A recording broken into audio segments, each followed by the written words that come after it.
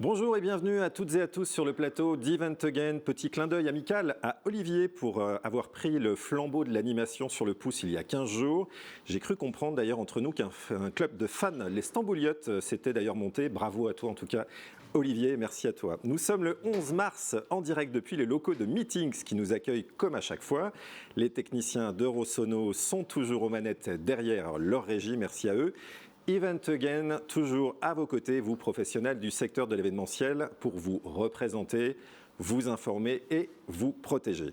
Notre grand témoin du jour, Emeline Baume, vice-présidente déléguée à l'économie, l'emploi, au commerce, au numérique et à l'achat public à la métropole de Lyon. Nous l'interrogerons notamment sur les actions de la métropole sur la filière de l'événementiel.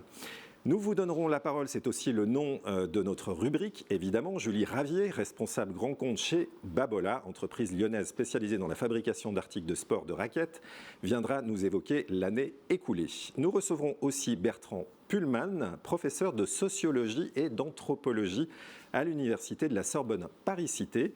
Nous verrons avec lui comment l'on peut aborder l'événementiel sous un angle sociologique. N'hésitez pas à nous faire part de vos questions en direct par l'intermédiaire du chat. Vous connaissez le principe, évidemment.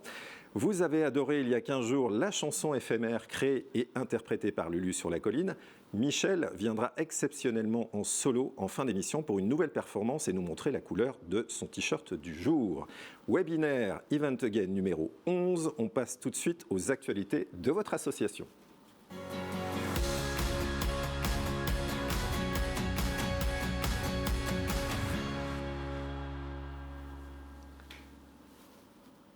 À mes côtés, Anne, Olivier, Fabien, qui vont m'accompagner tout au long de l'émission. Vous allez bien, madame, messieurs? Tout va bien. Depuis... La grosse éclate en ce moment, tout va bien. Oui, mais bon, on garde le cap, on garde le moral, évidemment. Hein? Allez, c'est parti pour les actualités.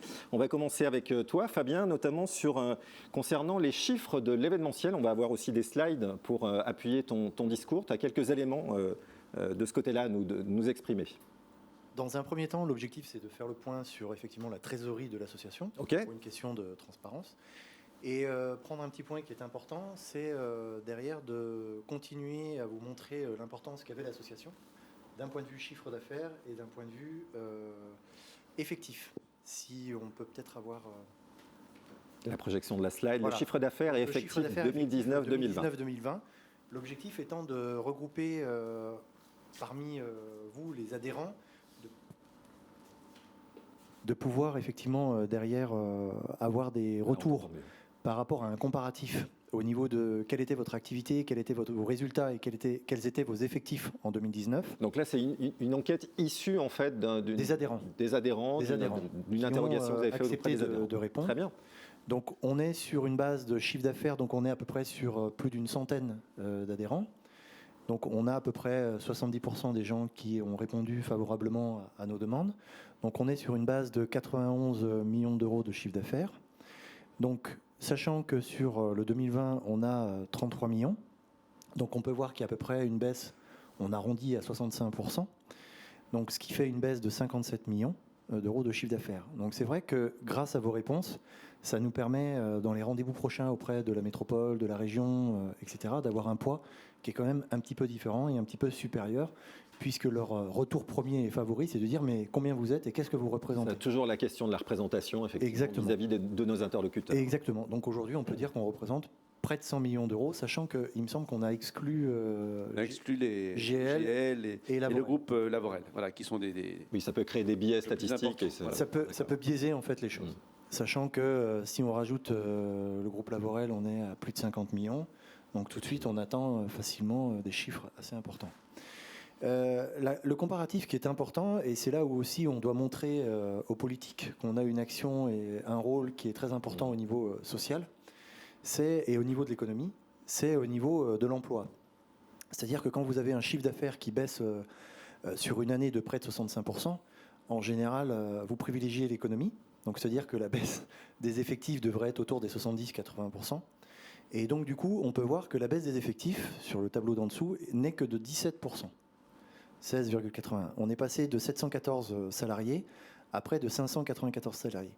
Donc là, je pense qu'il y a un message à faire passer auprès des politiques, comme quoi le monde de l'événementiel, dans le sens large du terme, joue le jeu, garde ses effectifs et n'a pas sauté sur l'occasion pour prendre les plans de licenciement économique. Oui, pour faire des économies, du coup. Pour faire des économies, et parie et capitalise effectivement sur demain. Donc je pense que ces 2 chiffres étaient quand même très importants. Bon, en tout cas, merci aux adhérents d'avoir répondu, encore une fois, pour faire ce panorama et encore une fois donner du poids à nos discussions avec les interlocuteurs qu'on peut avoir et qu'Event Again a au quotidien. On fait un point peut-être sur l'association. Sur l'association très directement, en interne, effectivement. Donc, on a eu un montant global perçu de près de 11 000 euros. Donc, vous pouvez voir les différentes dépenses que nous avons. Donc, je sais que Frédéric, tu coûtes très très cher. Oui. Effectivement, je vois que j'ai une ligne me concernant. Heureusement, il n'y a pas mon nom ni mon prénom, mais je suis caché derrière une petite écran. C'est au bout de 3 ans de collaboration avec nous, donc finalement, le rapport n'est quand même pas assez extraordinaire. On va mettre ton nom sur les murs, c'est la mode en ce moment. Blague à part, merci des efforts que tu fais pour nous accompagner. Merci. Parce que je sais que derrière, merci de m'accueillir en tout cas. Ce n'est pas sur ces montants-là, parce que vu que tu accompagnes d'habitude des stars, là d'habitude tu nous as fait des tarifs qui étaient à notre hauteur. En tout cas, voilà, pour vous dire que le fonctionnement est propre et sain, et qu'aujourd'hui, on a un fonds de roulement qui, pour l'instant, est à peu près de 5 000 euros. Très bien. Merci pour ces éclairages. Fabien, on va faire peut-être un rappel à l'adhésion, mine de rien, parce que c'est aussi l'aventure d'Event Again qui continue et qui se pérennise. Alors, malheureusement et heureusement, mais en tout cas, c'est aussi l'occasion de faire ce rappel. On a des adhésions et des adhérents qui sont réguliers. On dirait on a à peu près 2 ou 3 par semaine. Donc c'est quelque chose de très positif. On est en train de réfléchir ouvertement sur le futur de l'association. Et on reviendra certainement vers vous avec l'idée, en tout cas l'objectif de l'association sur l'année 2021-2022 et avec les orientations et les coûts, en tout cas à l'adhésion, que ça peut engendrer et peut-être entraîner. Ouais, je crois que sans trahir de secret, on s'est réunis et on a tous la volonté de continuer. Voilà, on a tous la volonté de... Je pense que malheureusement, on sera encore un peu utile sur cette année 2021. Et heureusement, on pense pouvoir passer à autre chose, et notamment sur la filière, et réfléchir à des perspectives un petit peu nouvelles et différentes pour 2022. Donc, on a franchement aujourd'hui l'intention de continuer. Voilà. Bon, rejoignez-nous pour ceux qui ne sont pas adhérents et derrière leur écran, évidemment. Voilà. Alors, on va parler maintenant d'une conf call qui est prévue, une conférence téléphonique, pour le dire en français, évidemment. Vous savez à quel point je suis attaché à la langue française. Éviter les anglicismes avec Laurent Wauquiez. Anne, tu peux nous en toucher un mot ? Alors, bonjour à tous, ravi de vous retrouver. J'en profite aussi juste avant pour rappeler que vous êtes en moyenne une 50aine à nous rejoindre sur ce plateau. Donc nous en sommes ravis. Nous savons qu'en moyenne, chaque replay reçoit à peu près 200 personnes. Donc on a une belle visibilité, mais nous serions ravis que vous puissiez partager avec vos collaborateurs, vos amis, vos relations, ces visioconférences, de façon à ce que nous ayons plus de vues et bien sûr aussi plus d'abonnements. Je sais que nous rencontrons les uns et les autres régulièrement des gens qui nous rappellent qu'ils vont bien sûr devenir adhérents, mais faites-le et puis faites passer l'info. N'hésitez pas aussi à partager cela sur vos réseaux sociaux et notamment puisqu'on vous envoie les informations régulièrement sur LinkedIn. Ensuite, en effet, nous avons rendez-vous pour ce qu'on appelle, une conversation téléphonique avec le président de la région Auvergne-Rhône-Alpes. Nous ne savons pas encore tous les détails. On sait la date, c'est jeudi prochain, dans une semaine. Nous verrons comment ça se passera. Le tout est que nous puissions parler de notre filière le maximum, puisqu'on ne sera peut-être pas les seuls, mais sûrement, évidemment, de valoriser nos actions et notamment notre événement test dont tu vas parler maintenant, Olivier. Oui, mais je crois que c'est un rendez-vous après lequel nous courons depuis longtemps. Je crois que tous ceux qui nous suivent le savent.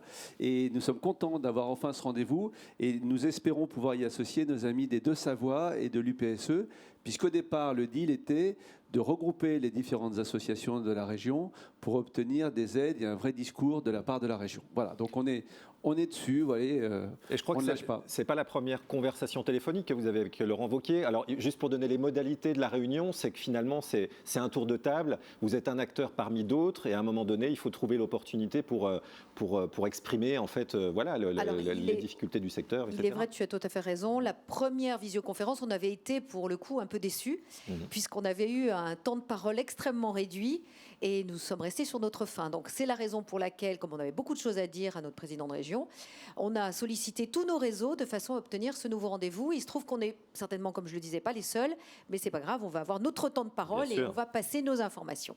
Alors, il s'était également engagé, sur la fin d'année, à nous accompagner le plus favorablement possible. Et je pense que sur ce premier trimestre, il pensera fortement à pouvoir honorer ses engagements. Donc ça, en tout cas, ça sera l'occasion de le relancer sur ce sujet. Tout à fait. C'est évident. Très bien, on passe maintenant avec un autre sujet qui est dans les tuyaux depuis déjà quelques semaines, voire quelques mois, c'est l'événement test. Qu'est-ce que tu peux nous en dire, Olivier? Oui, on en parle régulièrement, on avance même beaucoup. Et il est vrai que nous sommes soutenus par la préfecture, par la métropole, par la chambre de commerce. Nous avons, notre parole a été relayée également par beaucoup de députés et de sénateurs. Notre projet est d'organiser le salon Séminaire Business Event en événement test au début du mois de mai. L'idée, puisque c'est un événement destiné à la profession, c'est un événement qui plaît puisque on pourra peut-être effectuer des tests sur différents process, sur les accueils, sur les files d'attente, etc., etc. Notre projet est aujourd'hui sur le bureau de M. Jean-Baptiste Lemoyne, secrétaire d'État au tourisme. Voilà, et je crois qu'on est en haut de la pile. Ah. Voilà, donc en principe, nous devrions participer à une visio avec ces équipes la semaine prochaine. Je parle comme les jeunes, une visio et tout. Oui, bien sûr. Et tu es jeune, Olivier. En principe, voilà, écoutez, j'espère avoir de bonnes nouvelles à vous annoncer dans très 15 jours. rapidement. Voilà. Du coup, d'accord, très bien. On finit cette rubrique actualité sur peut-être un point sur les aides, sur des aides qui n'ont pas été touchées par un certain nombre d'acteurs à une époque. Effectivement, beaucoup nous ont dit que, nous aussi par exemple, on n'avait pas accès au fonds de solidarité, il était parfois refusé. Je crois que l'Unimev a fait un gros travail là-dessus auprès de Bercy. En principe, tout est débloqué. Vous devriez toucher les aides auxquelles vous avez droit. Et la bonne nouvelle, c'est que ces problèmes n'existeraient plus. C'est-à-dire qu'il y a eu des problèmes une fois pour toutes. Voilà, ce serait résolu. Donc, si vous continuez à avoir des difficultés à percevoir vos aides, faites-le nous savoir. Comme ça, on le fait remonter. Ouais, alors même, on peut faire même peut-être un petit peu plus parce qu'on construit nos émissions maintenant tous les 15 jours. Et qu'en fonction de vos remontées, en fonction de vos questions, on peut très bien essayer d'être réactif et du coup de faire intervenir des gens dans le domaine juridique, dans le domaine social ou dans le domaine fiscal. Donc ce qui permettra de répondre en fait à vos interrogations et sur pourquoi vous n'avez pas forcément eu en fait vos aides. Donc n'hésitez pas à nous écrire et derrière on essaiera d'être à la hauteur de vos questions. Merci à tous les trois pour ce temps d'actualité. Olivier, je te propose de rester en ma compagnie et on passe à la rubrique maintenant Grand Témoin.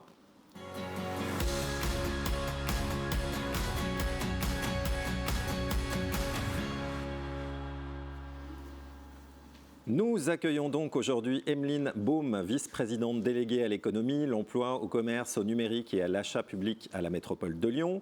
Toujours à mes côtés, donc Olivier. Bonjour Emeline Baume, est-ce que vous nous entendez? Bonjour à toutes et à tous, je vous entends bien. Parfait. Et vous, est-ce que vous m'entendez? C'est parfait, on vous entend très bien et on vous voit. Merci encore d'avoir accepté notre invitation, Madame Baume. Alors évidemment, le secteur de l'événementiel souffre depuis plus d'un an maintenant. Est-ce que vous pouvez nous expliquer les actions que la métropole a mises en œuvre pour accompagner les acteurs de la filière sur le territoire auvergne-rhône-alpin? Alors tout d'abord, mais comme les gens qui sont autour de vous sur le plateau le savent, avec Hélène Dromain, on vous a rencontré courant décembre, j'ai plus la date en tête et ça me permet de vous dire que hier encore, dans l'interview que j'ai réalisée avec Gérard Angel, j'ai cité votre collectif en écorchant le nom parce que moi je dis Event Again et j'ai bien noté que vous le formuliez de la même façon. Donc je vais faire attention à l'avenir. Ça se discute. J'ai bien le réflexe de vous citer, y compris en bureau du COFIL, etc.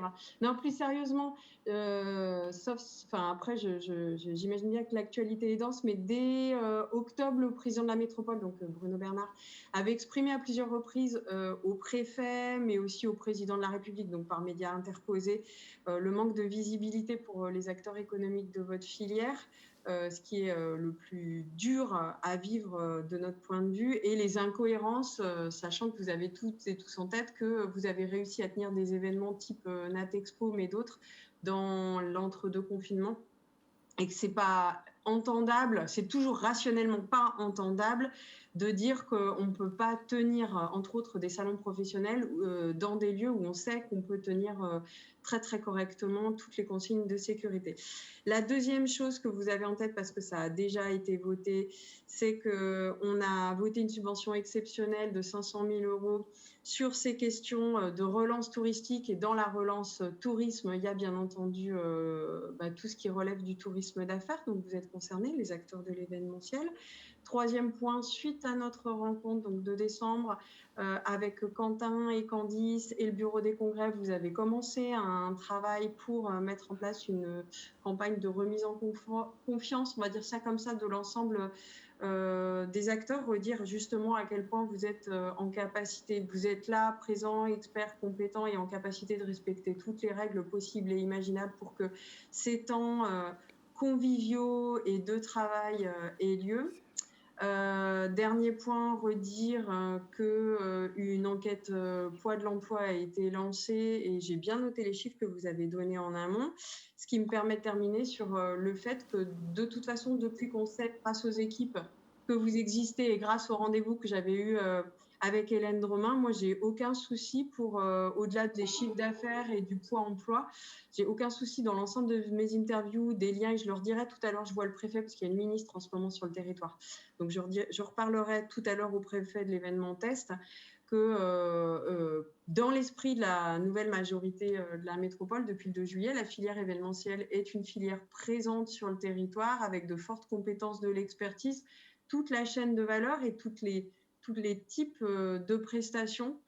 Donc, merci au collectif de cette montée et de tenir ces temps que vous avez de partage et de travail. Et je vous félicite pour le lien que vous avez fait avec l'ensemble des députés et sénateurs. Je sais que j'avais fait partie des élus qui vous avaient pointé ça quand vous avez vu en décembre. Là, pour la première question.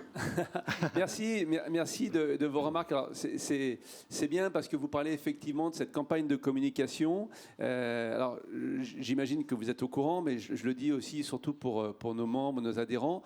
Nous avons une réunion le 22 mars, lundi prochain, pour avancer encore un peu plus dans la définition de cette campagne de communication, que ce soit sur les visuels ou les messages. Donc là-dessus, franchement, je vous le dis, merci, parce que c'est ce que j'avais dit à vos équipes, à Quentin, Candice, à tout le monde. On a rencontré effectivement beaucoup de monde et on n'a pas toujours des retours. Donc là, franchement, il y a eu un vrai retour efficace. Et voilà, donc merci. Et je le dis à nos membres, on avance. Le 22 mars, nous avons un rendez-vous. L'objectif étant d'être prêt très vite à dégainer, entre guillemets, une campagne de communication pour redonner confiance à l'ensemble de nos clients. Que nous soyons un lieu, une agence, un prestataire, un loueur, etc. Voilà, l'idée c'est faites confiance dans la filière événementielle, à la filière événementielle. Très bien, je vous propose maintenant d'évoquer le sujet de la CFE, contribution financière des entreprises, taxe qui est due dans chaque commune où l'entreprise dispose de locaux et de terrains. Pour rappel, alors la métropole avait voté l'année dernière un dégrèvement partiel de la CFE au titre de l'année 2020. Est-ce que ce dispositif d'exonération partielle de la CFE en 2021 sera reconduit, Émilie Baum ? Alors, comme je l'avais fait déjà dès décembre, spontanément, c'est presque de l'éducation à la citoyenneté, il faut savoir que le dégrèvement de la CFE, il n'est possible que si l'État nous invite à le faire, comme vous l'avez remarqué, vous l'avez dit. Donc, c'était dans le projet de loi de finances rectificatif numéro 3.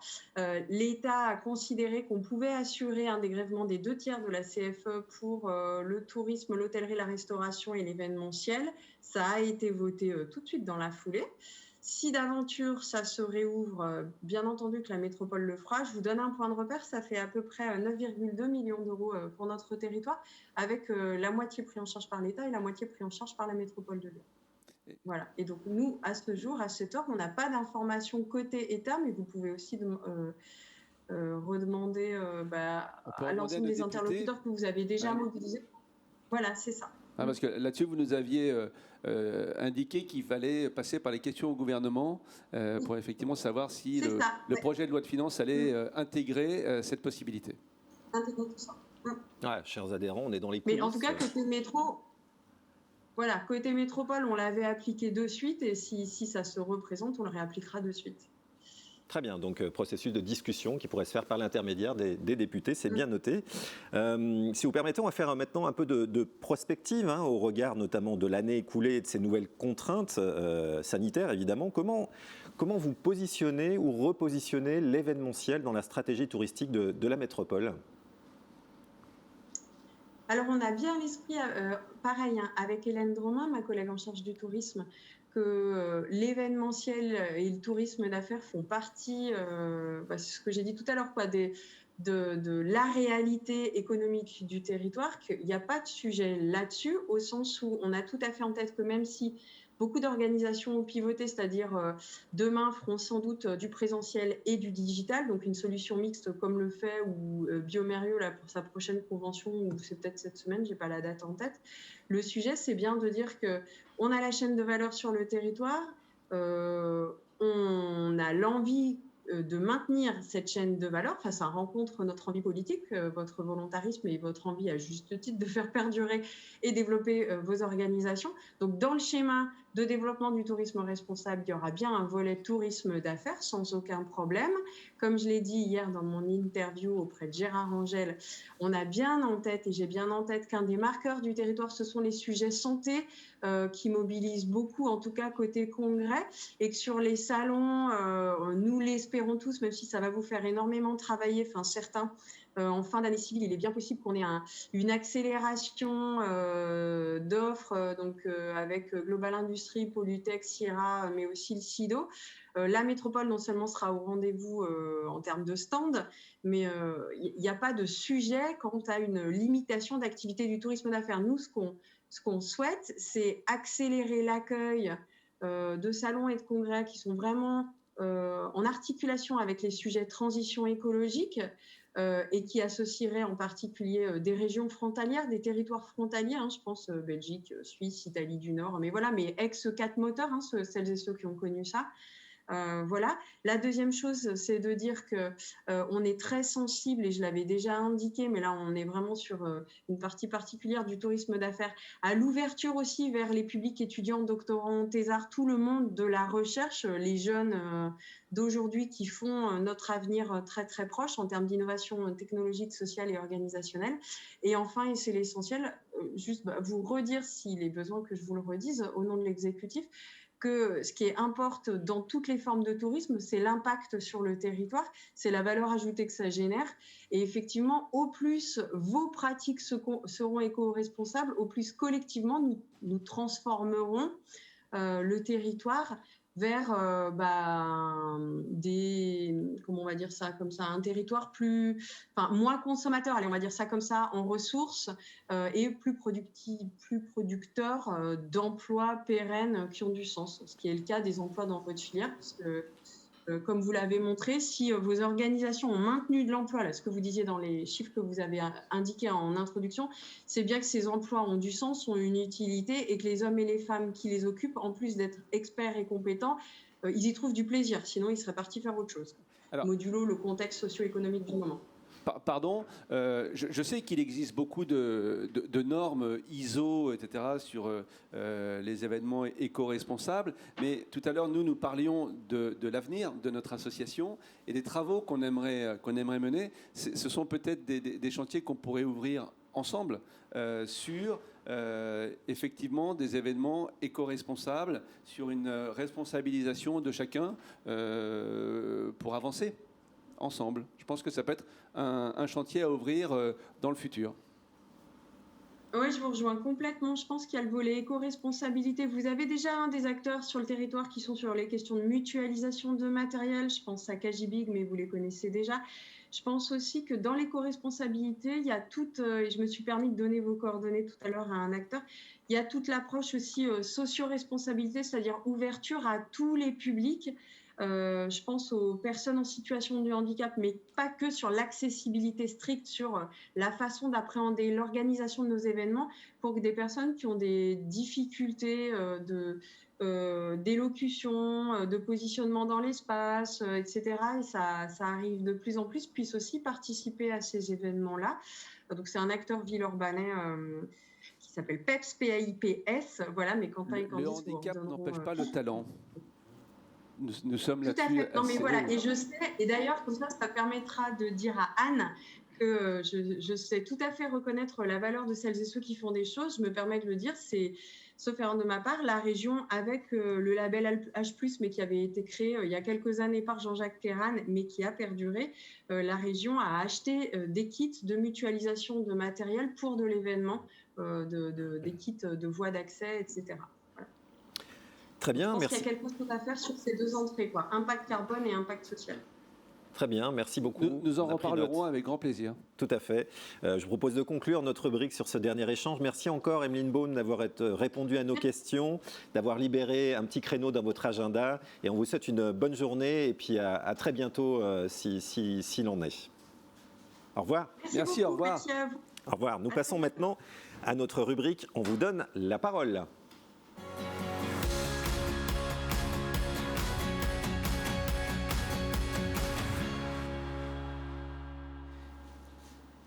Aujourd'hui, on donne la parole à Julie Ravier. Bonjour Julie, vous êtes responsable grand compte chez Babola, entreprise lyonnaise spécialisée dans la fabrication d'articles de sport de raquettes.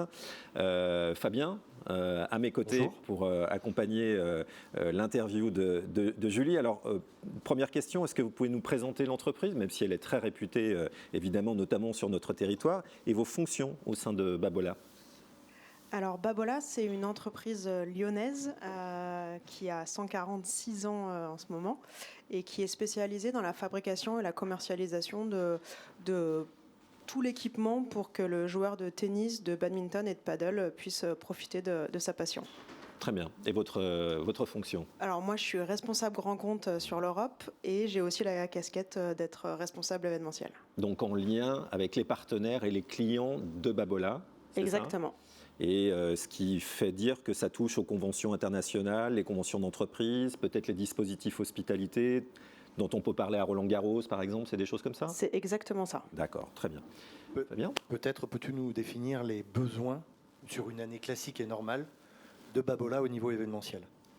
En fait, comme on l'a dit, il y a vraiment différents types d'événementiels. Il y a l'événementiel interne où on a 2 gros événements dans l'année. Et après, on a vraiment un événementiel où on touche notre consommateur final, notre amoureux du sport, et où là, en fait, notre terrain de jeu, c'est tous les événements qui sont organisés, que ce soit un tournoi, que ce soit un club, que ce soit une animation, où là, jusqu'à mars dernier, on venait les rencontrer et partager cette passion avec eux. Donc, ce qui veut dire que, en fait, vous êtes, si j'ai bien compris, orienté B2B. Donc, ce B2B, pour vous, c'est les clubs et c'est les tournois, c'est ce genre de choses-là. Oui, Vous tout à fait. touchez directement, en fait, votre public. C'est ce qui représente combien de pourcents, à peu près 80%? De notre événementiel. Oui, c'est ce qui représente le plus de notre événementiel. Et depuis le mois de mars, du coup, qu'est-ce que vous avez fait ou comment vous avez réfléchi, effectivement, pour contrecarrer un petit peu cet isolement par rapport à la pandémie?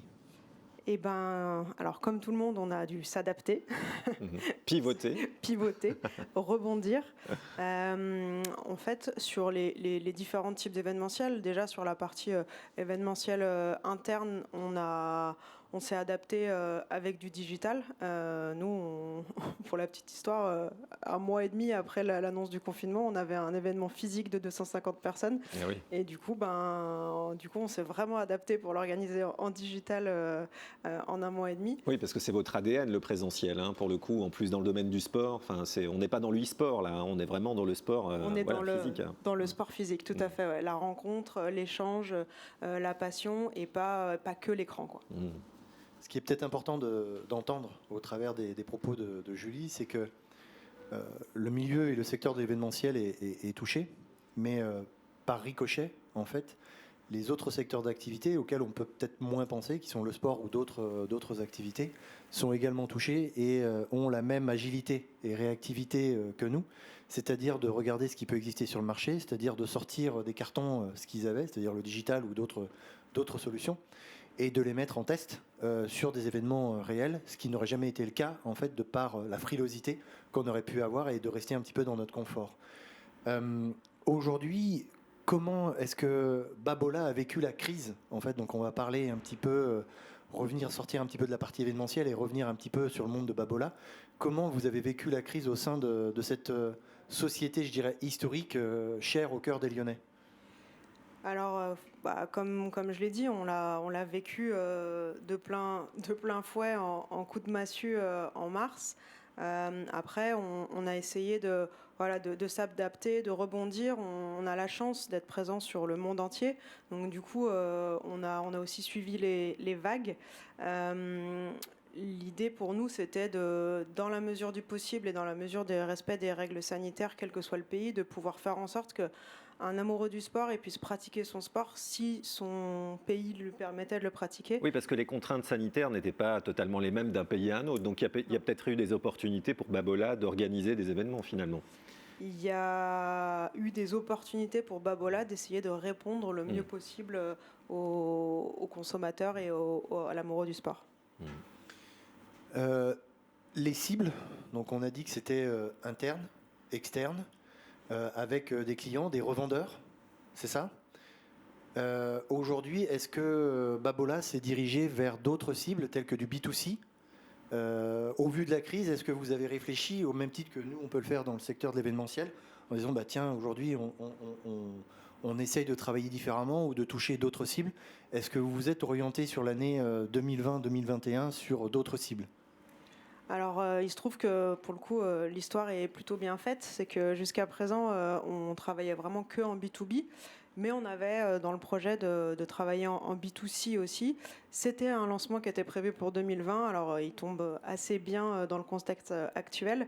On a en effet lancé notre site de e-commerce pour pouvoir toucher directement le consommateur et puis lui faire partager des histoires et partager un petit peu notre passion à travers notre site internet.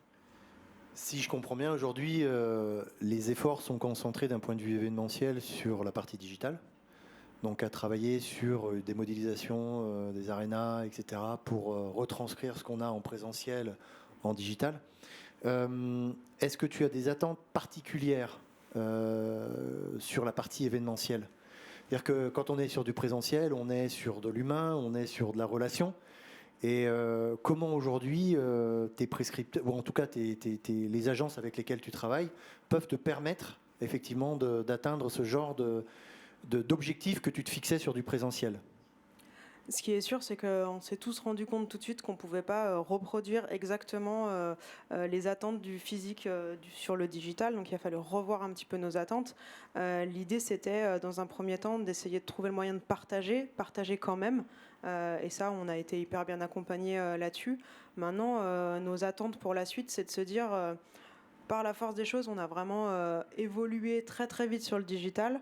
Le physique, c'est important. Du coup, quand ça sera possible, l'idée, c'est de pouvoir combiner les bienfaits des deux, de réapporter le physique et le partage réel, tout en gardant tout ce qu'on a gagné en digital.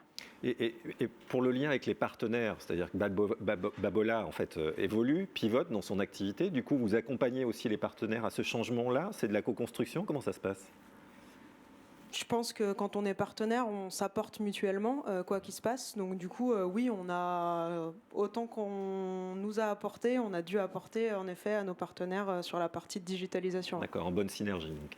Si je comprends aujourd'hui l'avenir événementiel de Babola, en parlant avec beaucoup de pincettes, puisqu'aujourd'hui beaucoup de choses changent en fonction des événements, vous vous orientez un petit peu sur le côté hybride, qui est le terme un petit peu à la mode, qui est de dire aujourd'hui on va réaliser une partie de l'événement sur un lieu, sur une localisation, sur un pays, sur un territoire, et du coup d'éviter, et on parlait d'éco-responsabilité tout à l'heure, donc j'invite à regarder les normes ISO 20121 qui sont les normes de l'événementiel. Tu les connais plus que Je les connais un petit peu, voilà, je ne vais pas intervenir auprès d'Olivier, mais et du coup c'est une partie effectivement gain économie au niveau carbone, et du coup comment vous appréhendez cette partie de l'événement de demain sur la partie hybride? Alors, sur l'événement hybride, on se dit que, comme je disais, il faut qu'on arrive à mutualiser les bienfaits du physique et du digital. Et pour nous, l'événement hybride, il sera peut-être un seul événement avec 80% des personnes, et puis les autres personnes qui se relient en digital, mais qui essayent de partager quand même trouver une solution pour partager et vivre une expérience commune, qu'on soit en physique ou en digital. Donc vous n'êtes pas que sur le financier, parce qu'aujourd'hui, quand on entend les entreprises, on n'est plus sur une base de 20%. Aujourd'hui, au niveau hybride, c'est plutôt réunir 20 à 30% des gens et 70% à 90% des gens en digital. Parce que malheureusement, aujourd'hui, on a une problématique, c'est que les entreprises ont vu les gains forts au niveau économie d'éviter de faire déplacer des gens, que ce soit sur les avions, que ce soit sur les hôtels, que ce soit sur les repas, que ce soit sur les soirées. Du coup, vous êtes quand même au cœur et vous restez une entreprise humaine. Et du coup, malgré la reprise et la possibilité du digital, vous restez quand même sur du présentiel, ce qui en soi nous rassure un tout petit peu, nous, acteurs et membres de l'événementiel, puisqu'on se dit on a encore un petit avenir au sein des prescripteurs et de pouvoir vous apporter des choses. Vous avez encore un bel avenir, en tout cas avec nous, ça c'est sûr. Voilà, le sport, c'est le partage, on joue pas en digital, on fait pas du e-sport, et les valeurs, c'est l'humain. Donc du coup, on maintient ça. Notre idée, c'est vraiment qu'on se retrouve ensemble le plus possible et le plus vite possible dans la mesure du possible. Juste une dernière question pour ma part. Je ne veux pas te harceler, mais c'est important pour une fois qu'on a la chance d'avoir. On avait déjà eu le directeur de la com de la SNCF qui était venu, de pouvoir avoir des prescripteurs qui acceptent de venir sur le plateau. Ça nous permet aussi d'échanger et de voir un petit peu l'avenir. Et aujourd'hui, on a l'objectif de se projeter. Alors sur le deuxième semestre 2021, sur le premier semestre 2022. Aujourd'hui, il y a tellement de paramètres et de variables et de variants, sans faire de jeu de mots, qui nous orienteront sur la reprise de l'activité. Qu'est-ce que toi, en tant que prescriptrice d'événements, responsable de marque, tu peux attendre de gens comme nous qui aujourd'hui sont au service des clients? Qu'est-ce que tu attends comme nouveauté, comme position, comme innovation, ou en tout cas comme action pour essayer de t'embarquer et de t'emmener et de construire en fait une relation? Je crois qu'on a tous noté que là, et les confinements nous ont fait évoluer super vite dans la digitalisation. Et je pense que ce qui est important, c'est de se dire, fin 21, 22, 23, peu importe, quand on retournera à une vie presque normale, c'est d'avoir cette même capacité d'évolution, d'aller chercher de l'innovation constamment et de pouvoir proposer des choses tout autant différentes avec les apports qu'on a eus grâce au digital. En fait, si je comprends bien, on garde le meilleur de ce qui se faisait hier et on prend le meilleur de ce qui se fait aujourd'hui et on fait une Et on recette. continue à l'améliorer. Ok. Et puis on intègre une culture de l'innovation à l'avenir et tout le temps au quotidien finalement, c'est un peu ça. C'est plutôt positif comme message, je trouve. C'est très positif et puis merci aussi d'être venu en présentiel, hein, Julie, c'est révélateur de ce qu'il faudra de toute façon refaire à l'avenir. Merci encore une fois Julie Ravier d'être venue avec nous présenter Babola et les perspectives de Babola. Merci Fabien de m'avoir accompagné. Nous allons parler maintenant sociologie en lien à l'événementiel. Je vais faire appel à toute votre concentration pour la rubrique qui suit.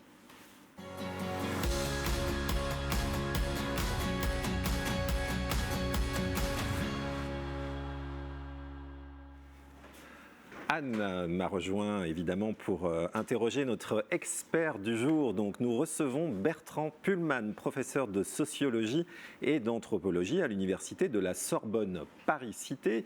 Bonjour Bertrand, est-ce que vous nous entendez ? Je vous entends parfaitement bien. Très bien, et on vous voit en plus à l'écran, c'est très bien. Donc, écoutez, Monsieur Pullman, je vous propose de vous présenter en quelques mots et puis nous expliquer en quoi vous avez un lien avec l'événementiel.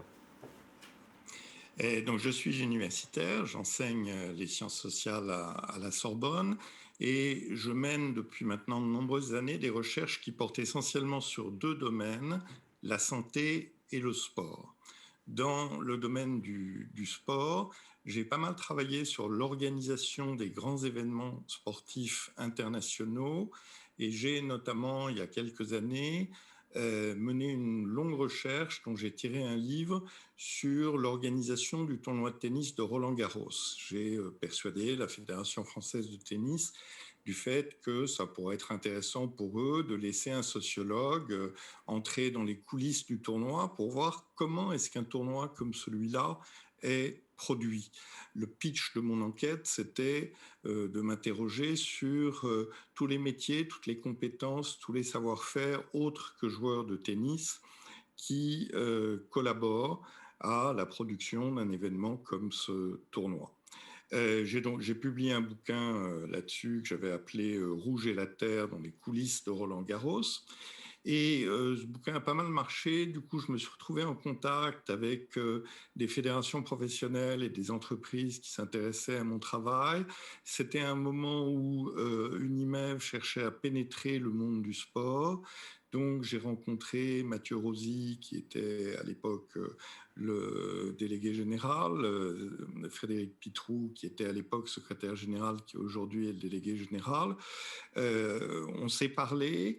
J'ai découvert à travers ce qu'ils m'en ont dit toute l'importance, toute la puissance, l'ampleur, la beauté aussi de votre filière, qui est méconnue quand on fait partie du grand public comme moi.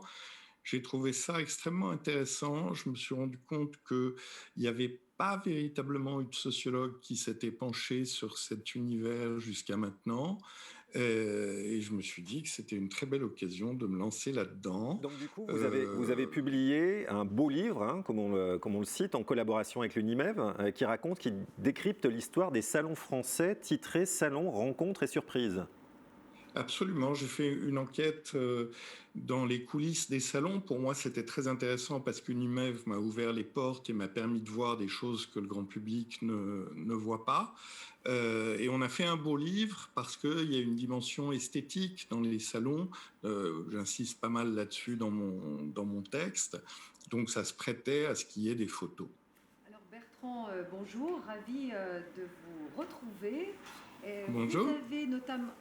Vous avez notamment dans un de vos livres parlé de l'Agora, ce lieu d'interaction et de rencontre. Donc comment pensez-vous que l'homme puisse avoir ce besoin sociologique de se retrouver? Qu'est-ce que vous pouvez nous dire, puisque l'homme a besoin de se rassembler, de se réunir? Qu'est-ce qui fait ce besoin et cette valeur thérapeutique de se retrouver? Mais les événements du type salon-congrès sont extrêmement passionnants pour un sociologue, pour toute une série de raisons. D'abord, c'est le prototype de ce que nous autres sociologues appelons un fait social total. L'expression avait été forgée par un des fondateurs de la sociologie française, Marcel Mauss, pour désigner des faits à l'occasion desquels un très grand nombre d'individus et d'institutions entrent en interaction, des faits qui se déroulent simultanément sur tous les registres, tous les principaux registres de la vie sociale, politique, économique, technologique, etc. Plus fondamentalement encore, il m'est assez vite apparu que des événements du type salon-congrès permettait de mettre en lumière l'armature du social, c'est-à-dire le rôle crucial que joue la rencontre et l'échange dans l'avènement d'une sociabilité prospère et pacifique. Il y a quelque chose de très frappant dans les salons, c'est que des entreprises qui sont concurrentes se mettent les unes à côté des autres plutôt que de se déchirer et collaborent ensemble pour essayer d'accroître le poids, l'emprise du secteur collectivement. Et puis, il y a une troisième chose qui m'a beaucoup frappé quand j'ai étudié ce secteur, c'est l'enthousiasme des personnels qui y travaillent. J'essaye de constituer d'une façon plus générale ce que j'appelle une sociologie des enthousiasmes, parce que les sociologues ont souvent un peu tendance à s'intéresser au dysfonctionnement du lien social. Et moi, je pense que par les temps qui courent, les gens ont plutôt envie qu'on leur parle de ce qui fonctionne bien. Et il y a énormément de passion dans ce milieu, donc c'est très agréable à étudier. Alors, quant à la question du besoin de se réunir, j'ajoute juste un mot là-dessus. Marcel Mauss, dès les années 1920, avait publié un gros texte qui portait sur les Esquimaux, où il montrait que les Esquimaux, selon les périodes de l'année, alternent des moments de dispersion et de concentration, et qu'ils ont un plaisir énorme à se retrouver chaque année dans le cadre de ces grandes concentrations. Il y a un besoin profondément humain de se réunir, de se parler, il y a de la sensualité aussi là-dedans. Et ça m'a frappé dans les grands événements modernes, par exemple la Paris Games Week, c'est tout à fait frappant. Vous avez des gens qui vivent de façon plutôt isolée pendant l'année, qui jouent aux jeux vidéo, chacun dans son coin derrière son écran, ils éprouvent un plaisir formidable à se retrouver une fois par an dans le cadre de cette manifestation. Alors, il est vrai qu'en dehors de tout aspect économique, comme vous le disiez, au cours d'un salon, un événement tel, les gens se retrouvent pour faire du chiffre d'affaires. Il y a aussi des challenges. C'est aussi cette parenthèse, vous le savez plus que nous, bien sûr, cette parenthèse enchantée où l'on se retrouve, où on s'amuse aussi. Je parlais de challenge, où on mange ensemble dans les périodes normales. Donc, c'est ce dont a besoin l'homme, ce moment cordial, où on fait du business aussi. Mais c'est une parenthèse. Donc on se lâche. Et puis il y a l'aspect festif. L'homme a besoin de s'amuser et pourquoi pas de danser, de manger ensemble, de boire un coup ensemble. On est quand même latin. Donc ça, c'est vrai que vous l'avez très bien saisi dans votre livre. Et vous parlez notamment de relations esthétiques. Est-ce que vous pourriez peut-être approfondir ce concept ? Mais oui, non, mais il y a, je crois d'ailleurs que c'est une expression qui est maintenant consacrée dans vos milieux, il y a une vraie communauté émotionnelle dans ces manifestations. Moi, je l'avais beaucoup ressenti à Roland-Garros quand j'avais travaillé dessus, parce que Roland-Garros, c'est un très bel événement. Le lieu est splendide. Mais souvent, les grands salons ont lieu dans des endroits qui sont superbes. À Paris, au Grand Palais, à Cannes, dans la baie de Cannes, etc.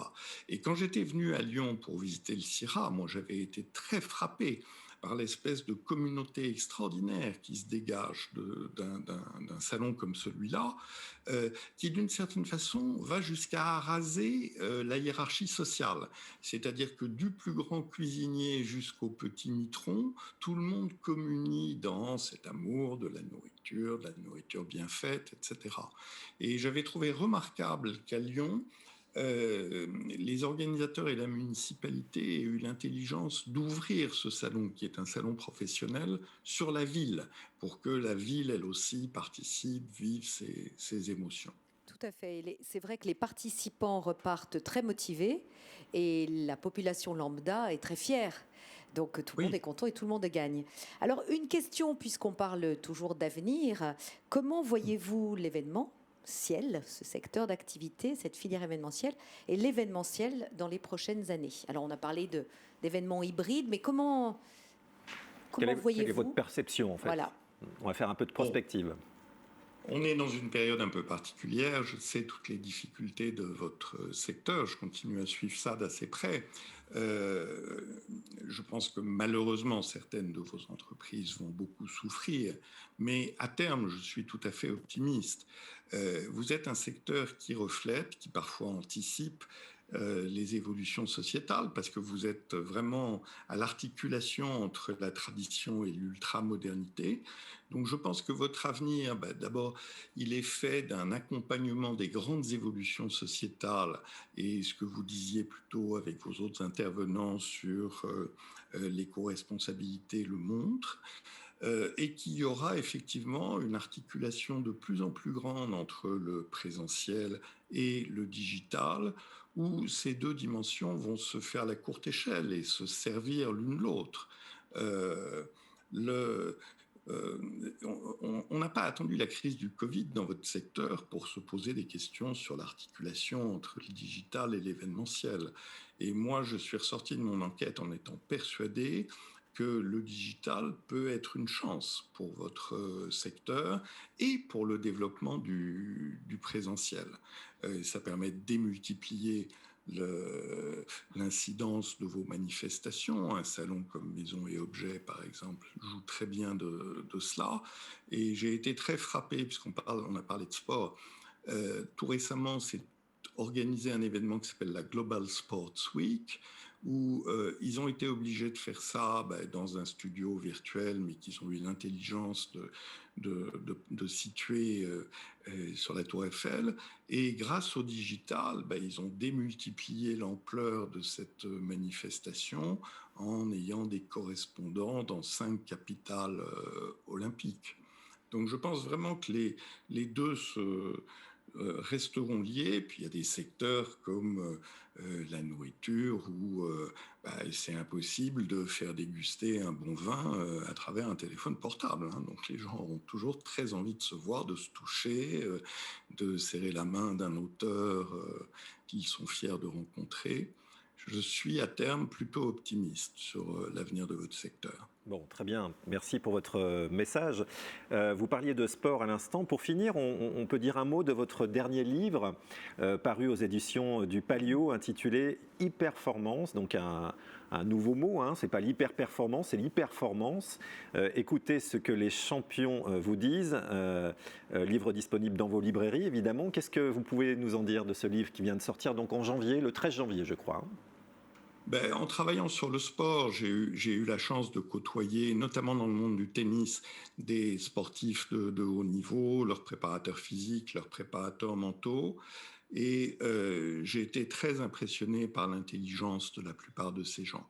Vous savez, les sportifs de haut niveau, ce sont des gens qui, depuis très longtemps, depuis leur plus jeune âge, cherchent à améliorer leur performance. Du coup, ils ont acquis des capacités non seulement physiques, mais aussi mentales, pour analyser les difficultés et pour chercher des solutions, et ils les ont trouvées, sinon ce ne seraient pas des sportifs de haut niveau.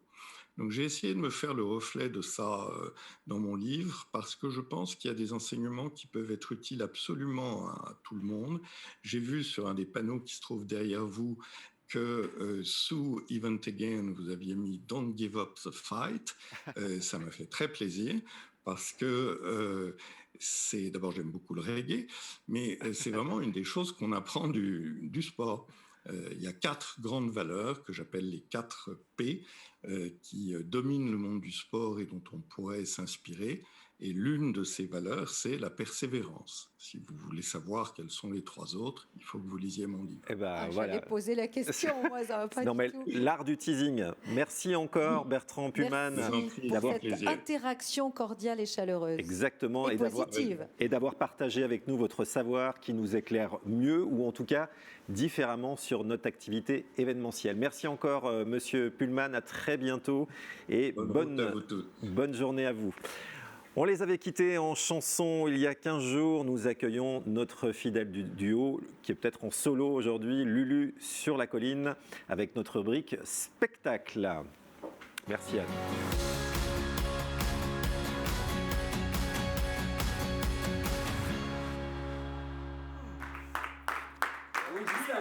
Ah bah oui. Sous vos applaudissements, donc Michel en solo. Ouais, en solo parce que bon, on a perdu la petite ce matin, elle est en croix, donc voilà, on lui souhaite un prompt rétablissement et puis si elle se rétablit pas, du coup ça me fera économiser un salaire. Voilà. Par les temps qui courent. Apparemment, c'est un peu... Alors moi, j'ai vu qu'il y avait des super invités. Il y avait Evelyne Baume, Julie Ravier et Bertrand Pullman. Ça, c'était bien. Donc, au début, Fabien a parlé des chiffres, des adhérents, points de trésorerie, etc. En 2019, 714. Voilà. En 2020, 594. Après le CA, en 2019, 4 machin. Enfin, que des chiffres. Parce qu'en fait, l'idée, c'est de faire des chiffres, de prendre des tableaux Excel pour pouvoir parler aux politiciens, sinon ils ne comprennent pas. Ils ne se rendent pas compte qu'on est dans la merde, en fait. Donc il faut leur parler leur langage. Donc bravo, cet effort de traduction, c'était vachement intéressant. Donc on a vu que finalement, il va y avoir un rendez-vous avec LW, ça va être sympa aussi, parce que le bonhomme est pris quand même. Alors, le futur de l'association, ça c'est très important, parce qu'on s'aperçoit quand même que le gouvernement est très concerné. Il y a une aide gouvernementale. C'est-à-dire qu'ils vont continuer à foutre le bordel pour que Event Again puisse continuer. Voilà, parce que c'est vrai que si tout est résolu, du coup, Event Again n'aura plus de raison d'être. Donc merci au gouvernement de penser au futur de Event Again. C'est sympa, voilà. Qu'est-ce qu'il y a d'autre encore ? Il y a un événement test qui va être soutenu par la préfecture, par la région. Donc ça c'est bien, séminaire business event début mai. Il paraît qu'il y a Jean-Baptiste Lemoine. Priez pour nous. Voilà. Oui, parce que j'ai vu qu'il y avait plein de noms. Alors, il y a Evelyne Baume. hein, Evelyne Baume qui a parlé, après on passe au grand témoin, Evelyne Baume. Il y a pas mal de noms quand même comme ça, donc Evelyne Baume au cœur de l'action, Baume au cœur, voilà, c'est vraiment très mauvais. C'est vraiment très mauvais, mais elle n'a pas s'appeler comme ça. Elle a été très cool au début, c'est vrai que ça faisait du bien de l'écouter, dont CFE, taxes, dans chaque dégrèvement partiel de la métropole. Nous, alors l'idée c'est le dégrèvement de la taxe, c'est-à-dire que si l'État veut bien, eh ben, ils voudront bien, et si l'État veut pas, eh ben, ils voudront pas. Voilà. Qu'est-ce qu'il y a d'autre aussi? Il y a Event Again. Oui, alors ça c'est important. Ça, pour les événements, il faut que ce soit des événements bio, hein, des événements bio avec et des emplois qui ont du sens. Parce qu'avant on faisait de la merde et les emplois n'avaient aucun sens. Et donc maintenant il faut que ce soit vraiment, ça c'est important. Hein, donc c'est les dernières années, qu'est-ce qu'on faisait? Il faut que ce soit éco-responsable. Il faut qu'il y ait un impact carbone.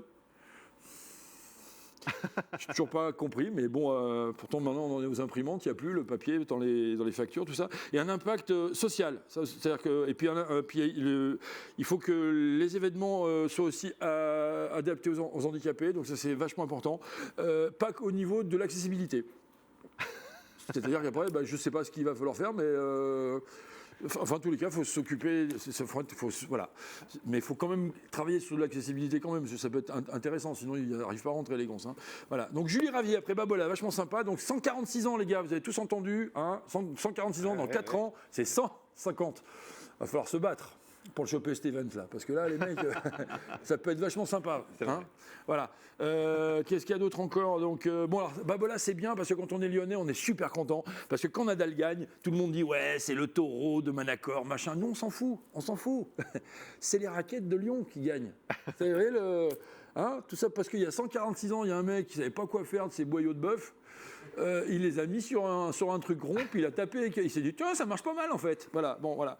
Donc ça c'est pas, non vraiment on est vachement content. Donc j'ai entendu pas mal de trucs. Donc il va y avoir maintenant du présentiel, du distanciel, de l'événementiel et de l'essentiel. Tout à base de ciel, c'est vachement sympa.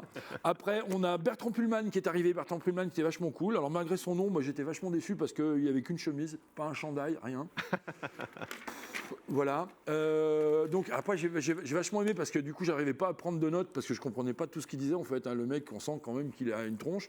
Et un télo le mec vachement. Donc il a parlé de fait social total pour un salon. Tu savais toi?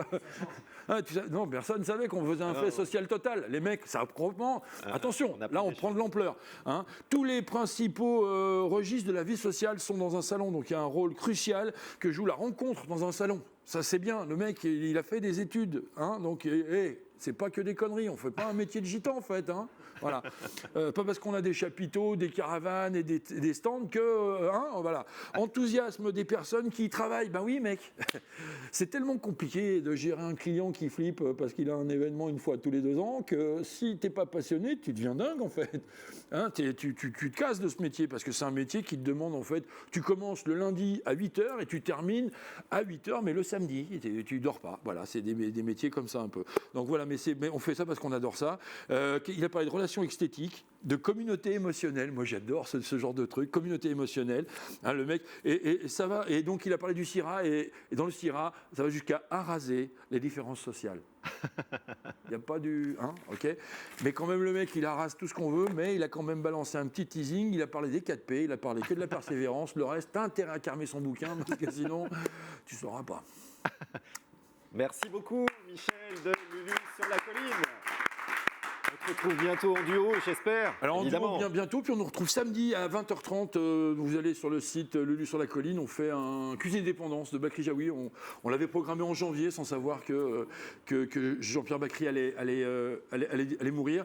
Et bon, comme on n'a pas pu le jouer, du coup on l'a travaillé, on l'a mis en boîte et puis on le diffuse samedi contre la modique somme de 9 € par personne devant l'écran. Et c'est à quelle heure? C'est à 20h30 le samedi, mais si on rate le live, on peut le voir en replay pendant toute la semaine. Très bien, merci beaucoup Michel.